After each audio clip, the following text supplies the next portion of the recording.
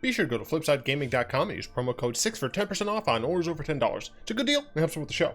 What is up, Planeswalkers? Theoric 6 back with some more Ikoria set spoiler review thing. We're just going to hop right into it. This is, Wednesday for me? So we're, I think, just a couple days out until we get the entire set. And we can start brewing some decks. Ooh, hoo, hoo, so many brews. Zennith Flare is a 4 mana, 2 red-white instant. Zennith Flare deals X damage to any target, and you gain X life, where X is the number of cards with a cycling ability in your graveyard. This card is a very interesting cycling payout, or payoff. It is removal, it is a finisher. You know, this deals damage to literally any target, and it's also just a way to stop yourself from dying. It gains just some life. So I think if there's going to be a cycling deck, you're going to have to obviously be playing red and white. I expect that you're going to be playing Jeskai if you're doing this in standard, and technically historic as well, unless we get the Almond Cat block cards back, because they had a decent number of cards that cared about cycling, which were in black. So I definitely like this card. I don't remember if there's cycling lands. Look, I'm gonna keep doing this because I don't actually care. Cycling, blah blah blah. Then we're gonna go over into Almond Cat. Nope, we want blocks. Almond Cat block, please. Let me search. 62. We're gonna do color.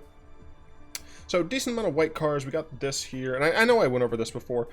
Some good blue cards as well. So it is possible that you're still gonna be playing Jeskai. Here we have Ifnir, which I really like, but it might just not be worth it. You got some red cards, I don't know, like Sweltering Suns. Actually, Sweltering Suns, so you're definitely playing red. And then you have this, maybe Irrigated Farmland. Yeah, so it looks like, honestly, it looks like probably white, blue, red is still just the correct way to go, even in if we get Almond Cat block back. So, yeah, no, Zennith Flare seems pretty damn decent.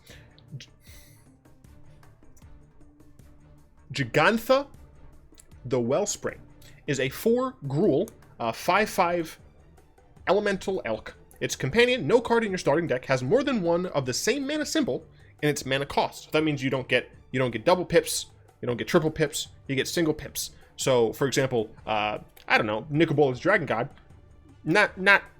not able to work out with a whatever.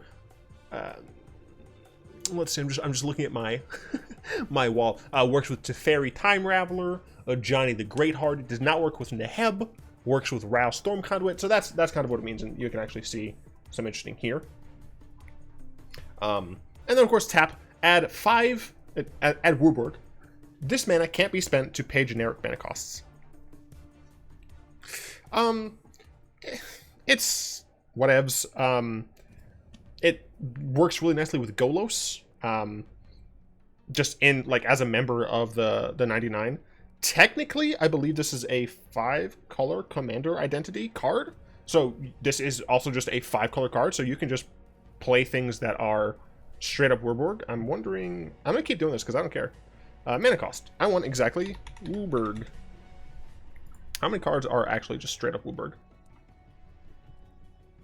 Just 28. Out of these, though, how many of them are worth playing specifically in a deck like this? I guess technically I shouldn't have done just Wurborg. There are going to be cards that have additional costs. Oh, this includes those. I did not think it did, but it does. Okay, but still, I mean, there's some cards that you definitely would want to play. Niv Mizzet is just good in a deck like that. You have Maelstrom Nekus, Maelstrom. So there's technically a few cards that would be worth doing some sort of nonsense deck with, but I think in general this card is probably fine. I'm very interested to see how the rules committee for EDH or Commander decides to deal with all of the companions as a whole. I know they banned one already, but Punk Mentor, I feel like I might have talked about this card already, but I don't know. Sorry. It's a 3-mana 1/3. When it enters the battlefield, put a lifelink counter on target non-human creature you control. 1 in a black, tap, put a 1/1 counter on each creature you control with lifelink.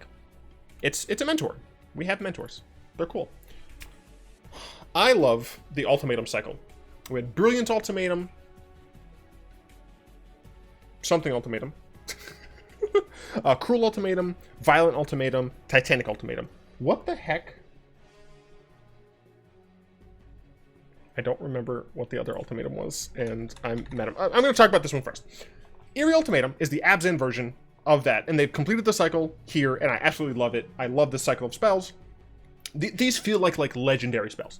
It's white, white, black, black, black, green, green, or dub white, trip black, dub green. Sorcery. Return any number of permanent cards with different names from your graveyard to the battlefield. These include lands. They have to be permanents, but who cares? This legit is just like, let's see. I'm playing Commander. I'm playing Abzan. I'm going to go ahead and just get literally everything back.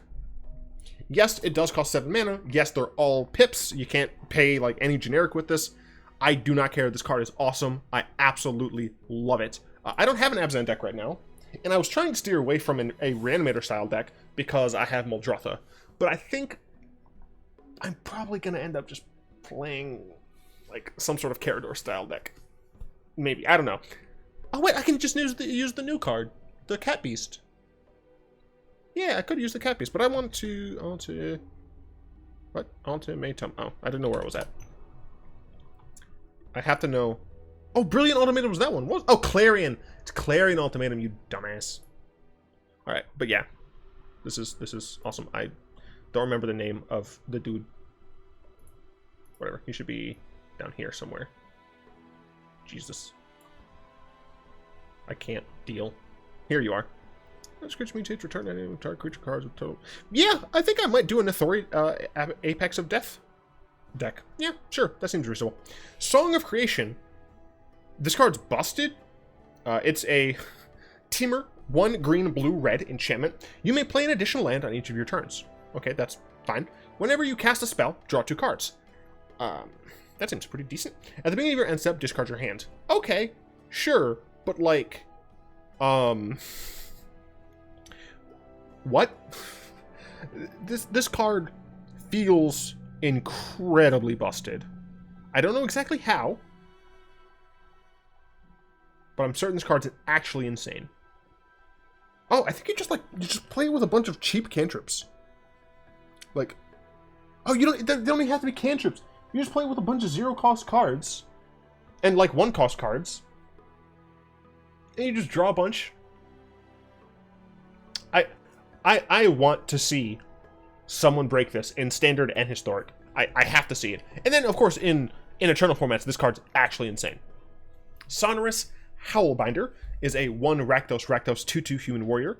This creature has Menace. Each creature you control with Menace can be blocked except by 3 more creatures. Some more Menace support. I absolutely love this card. I love the wolf that has freaking dope horns. Have there been any wolves in? No, yeah, the bear wolf. It's overshadowed by cats. It's bullshit. Like this card. It's the cool Menace thing. More Menace. This time it's the Mentor. Kragenschreck Mentorin. It's a 3-mana human warrior. When it enters the battlefield, put a Menace counter on target creature you control. Non-human creature. Pay 3 and tap. Put a 1/1 counter on each creature you control with Menace. Seems fine. Another companion. This card's pretty fucking cool. Kahira, the Orphan Guard. 1 Silesia for a Cat Beast. Legendary. Companion. Each creature card in your starting deck is a cat, elemental, nightmare, dinosaur, or beast card. This companion can go in its own deck, is the thing that's really interesting about this card. You can play 3 of these in the main deck, or 2, it's a legendary, who cares. And then you have 1 in the sideboard. And you can play that 1 in the sideboard essentially whenever, as long as it meets the companion requirements. This one, I think, is real damn strong in Standard specifically, because I do not think it's going to be difficult to have all of your just creature cards. It's not saying you have to only run creatures that also have this. It's just when you have a creature card, it has to be cat, elemental, nightmare, dinosaur, or beast. I do not think that is going to be sufficiently hard with the number of cards. Actually, is this just for Standard, or is this... No, this is all over. I could do, I think it's format S? A. So these are all the legal cards for it. Technically, it should be FS for Future Standard. A. No, that didn't work. I don't remember what Future Standard is. But these are all of the cards pre-Ikoria that go in. I mean, you have immediately Bronze-Hide Lion. That is a good card that would go in that deck. All of these things are elementals, which, you know, wouldn't be that bad. I'm just trying to scroll through really quickly to see some... Oh, wait. Did this... It says elemental. You could just put it in an elemental package and it's still fine, because it's not just a 3-mana 3/2. It has vigilance. Each creature you control that's a cat, elemental, nightmare, dinosaur, or beast gets +1/+1 and vigilance. You can also just put it in the vigilance deck if there's sufficient number of these. This card's dope. I should do this. Unset of the Ancient Way is a 4-mana, 4 loyalty planeswalker to Jeskai. +1, you gain 2 life, add blue, red, or white, spend this mana only to cast non-creature spells. Okay. -2, draw a card. Then you may discard a card. May. When you discard a non-land card this way, Unset of the Ancient Way deals damage equal to that card's converted mana cost to target creature or planeswalker. -6, you get an emblem with, whenever you cast a non-creature spell, this emblem deals 2 damage to any target. This card is solid. Merchant put out a video recently about how he feels about all of the planeswalkers in Ikoria, and I'm inclined to generally agree. I think that all of the planeswalkers that have been printed in Ikoria don't feel incredibly egregious. It doesn't feel like they kind of stop people from being able to have fun, and like even with Vivian, that isn't something, if I recall correctly, and I can't recall correctly, so I'm going to go ahead and do this, because we're a professional production here. Yeah. Even this doesn't affect, like, your opponent at all, right? Obviously, it's going to potentially affect them, you know, if they cast a discard spell on you, and they see your hand, and then this is, like, there is one thing that you don't know of, but it doesn't make your opponent change how they can cast spells. It doesn't make them change whether or not they can draw cards. Cough, cough. So even the static ability on Vivian isn't really too big of an issue. All of these planeswalkers have really been printed into relatively narrow design space, which is personally what I prefer. I like when planeswalkers are meant to go into certain types of decks, not that planeswalkers go into decks just because. There are obviously some wiggle room there, obviously. For example, if you look at the abilities of Bolas, right? Technically, he doesn't fit into a certain type of deck. Bolas is just generically a Grixis control planeswalker. But specifically, he's a Grixis control planeswalker. He's very difficult to cast, so he's narrow in at least the casting cost. When you look at something like Teferi, you can put that into damn near anything that's playing blue and white, and bada bing, bada boom, you just increase your win percentage. I don't know what that accent was, but goddamn, I thought it was funny. Anyway, I absolutely love these. Narset, sticking to her theme of non-creature spells. The +1 protects your life total a little bit, allows you to play her and like a shock on the same turn. That you probably aren't playing that tap or that exile spell because it requires creatures, but you know, you can play an opt or something. Or generally speaking, you know, if you have 5 mana, you then get to play something like a lightning strike. Right, or any other good thing for 2 that's non-creature. The -2 also protects her pretty nicely, while not taking too big of a chunk out of her loyalty. It is half, but it's fine. You get to just draw a card if you just need to dig for stuff. If you have to, you can use it to discard a card that you're not going to be able to cast for a couple turns anyway, blow something up. And then, of course, the -6 is just like you win the game, and luckily, it's not something that's like out of reach. It's like just there on, in my opinion, the balanced line. Unfortunately speaking, since it is a balanced line, I don't know if she'll see play. In Fires and Venge decks, she seems good. Whether or not those decks will be good, they'll be in a position to play her specifically, I don't know. Emergent Ultimatum, another of the ultimatums. I think we haven't seen the Jeskai one or the Teamer one yet, so I'm very curious to see those. But Emergent Ultimatum is the Sultai of the Ultimatums. Search your library for up to 3 different monocolored cards with different names and exile them. An opponent chooses one of those cards, shuffle that card into your library. You may cast the other cards without paying their mana costs. I first read this card, and I was like, choose 3 different monocolored cards with different... Or, I actually just read it. Choose 3 different monocolored cards. An opponent chooses one, shuffle... But it's... You just get 3 of the same cards, and bada bing, bada boom. You get 2 of the thing. No, it has to be separate. I think on the very first time, I didn't realize that it was monocolored. So I was like, oh, this is insane. But the fact that it's monocolored is kind of frustrating for Commander, but it's correct to do this. The thing about it is it's very important that this part exists, right? The fact that you have to shuffle one of those cards in means that you're playing something like Muldrotha, you don't get free value, right? If you're playing something with graveyards, which Sultai can do pretty often, you're not going to just be exploding out here. The thing is, this card is still bonkers nuts. I would not be surprised to see some sort of Sultai control-ish deck that plays this, right? You play redundant copies of cards with different names, but in general, you just have generally strong cards. Now, obviously, the monocolored restriction is going to be what limits this the most in Standard and Historic. In EDH, I expect this card to just go into every Sultai deck. It's so good. Farfinder, another colorless card in this set, which is very interesting. Farfinder is a 3-mana, 1/1, colorless fox with vigilance. It enters the battlefield. You may search your library for a basic land card, reveal it, and put it to your hand, then shuffle your library. Very interesting. I don't see it doing anything, really. It has vigilance, which just feels super weird. My expectation is that this, as a common card, is just meant to be a mutate enabler.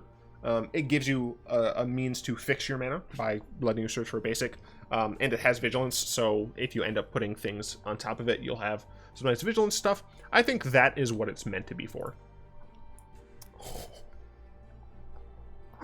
Ooh, if I like the Abzan one, I like the Mardu one, baby. Mardu Ultimatum, Ruinous Ultimatum. Sorcery.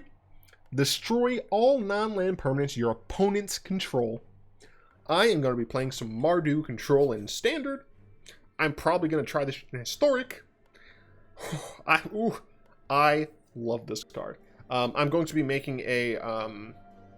gosh, what is her name? I put them away. Damn. The 4-color Saskia?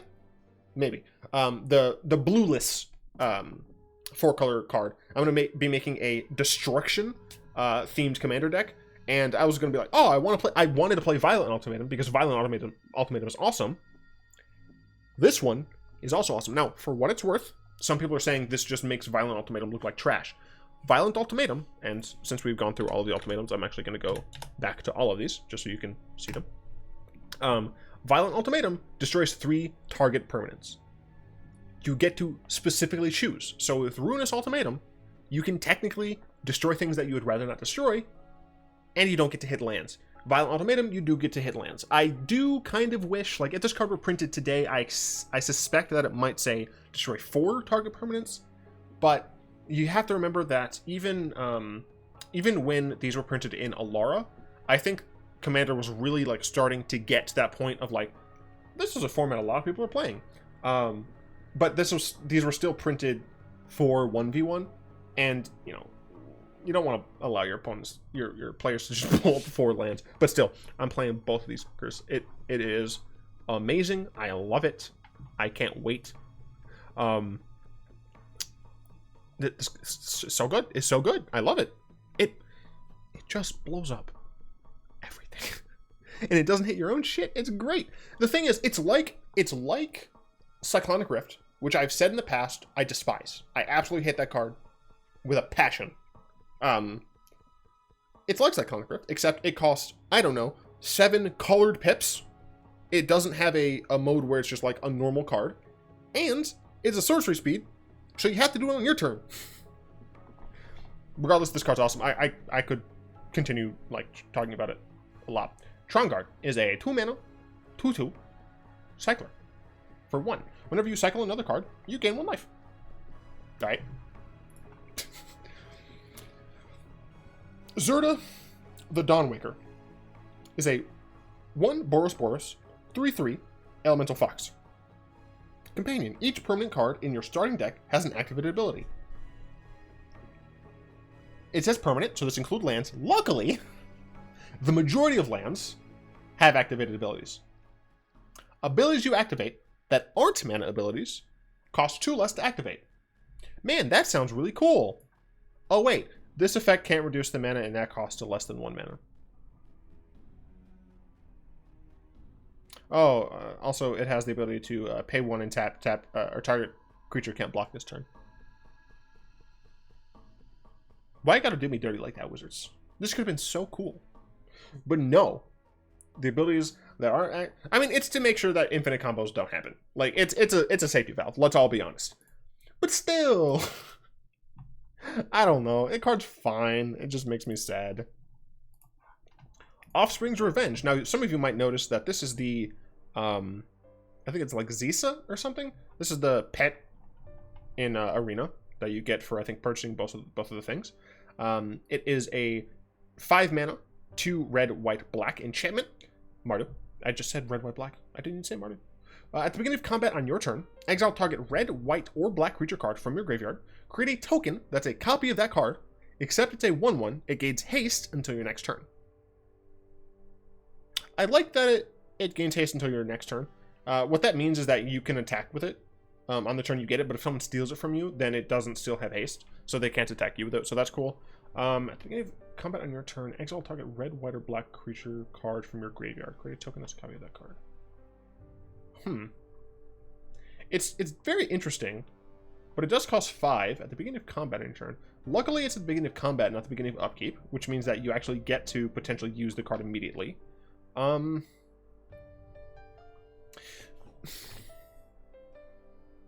Things that enter with 1/1 counters are good.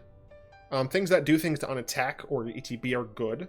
So, potentially if you're playing like a Mardu control deck that runs a lot of high-cost cyclers, and things like Cathartic Reunion or whatever, through the possibility that you're discarding cards from your hand to draw more cards, you're playing things like Deafening Clarion, obviously like you're gonna kill your 1/1s, but it doesn't actually matter.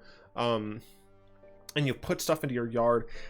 The only issue is that it does exile the creature card from the graveyard, which means you're going to have limited supply.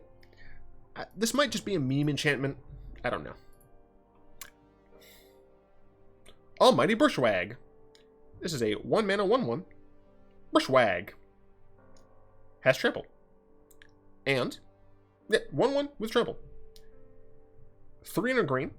Almighty Brushwagg gets +2/+3 until end of turn. You cannot look me in my 2 human eyes and tell me that Ikoria is an Unset in disguise. They have a Brushwagg. They've got freaking mono-white nightmares. And I'm sure there are other things that I don't feel. Then they have Godzilla cards. Alright, that's all I had to say. Great Minds. This is a 3 mana sorcery. This spell costs 2 less to cast if you control a human creature and a non-human creature. Draw 2 cards. So, typically this is a divination. However, specifically in this set, in limited, this can be a 1 mana draw 2 cards.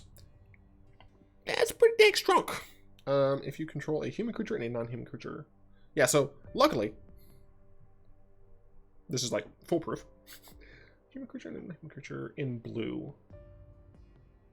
I'm trying to think of like a situation in a constructed deck where you'd have a human and non-human creature. Because like I don't think this goes into flying.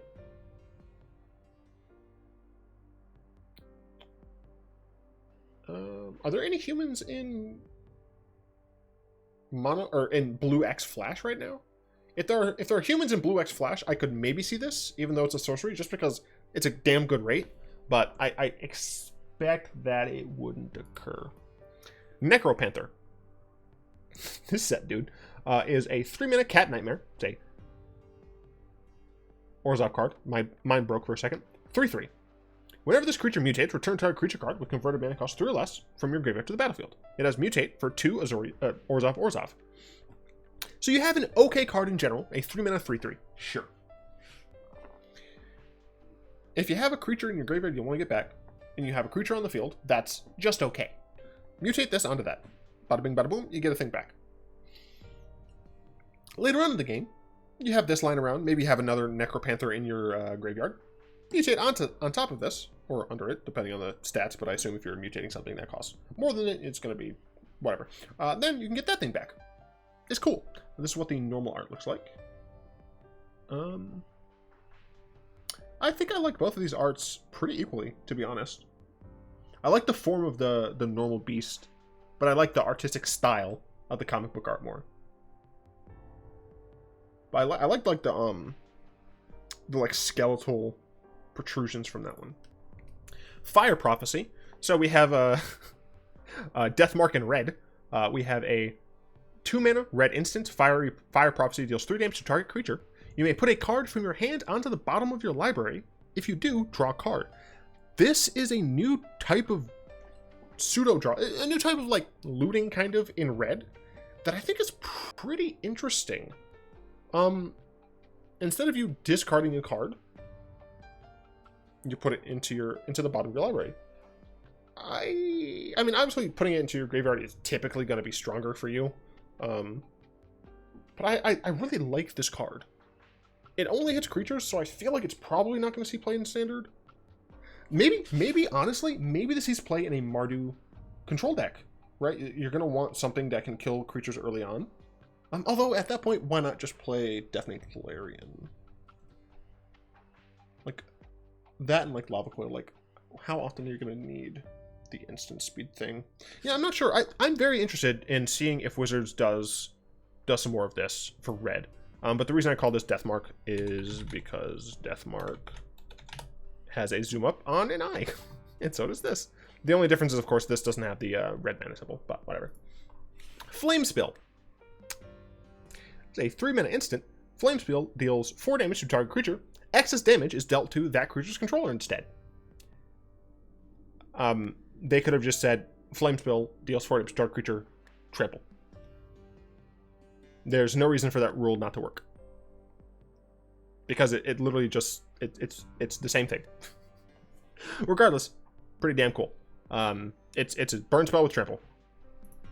Skycat Sovereign, as if we needed some more fucking Azureus Flyers. This is a 2 mana 1/1, Azureus, as I said. Flying. Skycat Sovereign gets +1/+1 for each other creature you control with flying. Okay, so if you play Burb on turn 1, then this, it's a 2/2 for 2. Not bad.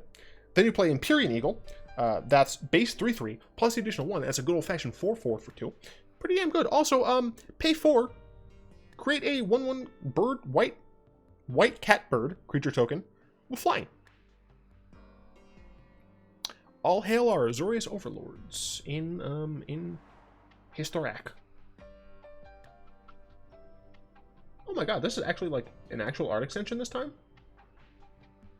Not just a zoom in? Oh, well, cool.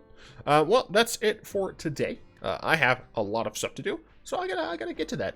So yeah, thanks, my lovely patrons, especially Zen, for the continued support. If you like, join them. Check out the description. Like, comment, subscribe, all that good jazz. Until next time, I will be one.